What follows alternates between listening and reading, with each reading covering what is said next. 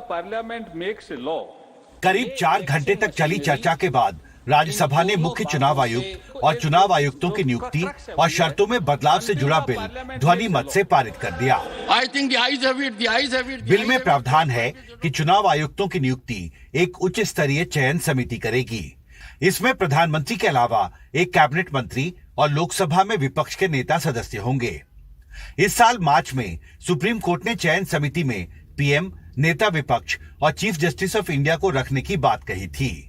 मुख्य चुनाव आयुक्त और चुनाव आयुक्तों की सैलरी और दर्जा सुप्रीम कोर्ट जज के बराबर होगा और कानून मंत्री की अध्यक्षता में एक सर्च कमेटी बनेगी जो चयन समिति को 5 नाम देगी।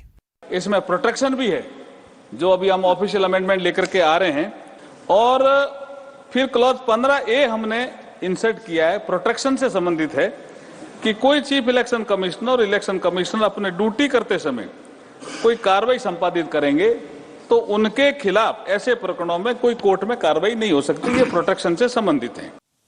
1991 में जो कानून बना था उसमें मुख्य चुनाव आयुक्त और चुनाव आयुक्त की नियुक्ति का कोई क्लॉज नहीं था।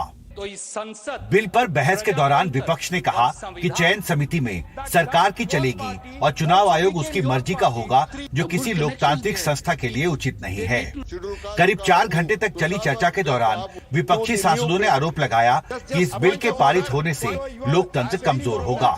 4 शब्द जब भी आप चुनाव आयोग की बात करेंगे, निष्पक्षता, निर्भीकता, स्वायत्तता और शुचिता, ये जो कानून आज माननीय मंत्री जी और सरकार लेकर आई है, ये इन चारों शब्दों को बुलडोजर के नीचे कुचलने वाला कानून है। हम चर्चा करेंगे और कानूनी राय भी लेंगे और मोटे मोटे तौर पर प्रयास करेंगे कि राय बने, समस्त विपक्ष मिलकर इस चुनाव आयोग के कानून को चुनौती दी जाए।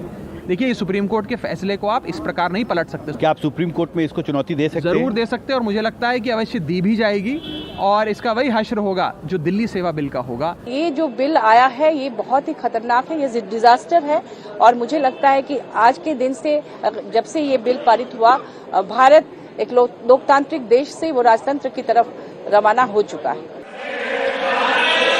राज्यसभा में बिल पारित करने के दौरान कई विपक्षी दलों ने सदन से वॉकआउट किया। राज्यसभा में ये बिल पारित कराने के बाद सरकार अब इसे लोकसभा में पेश करने की तैयारी कर रही है।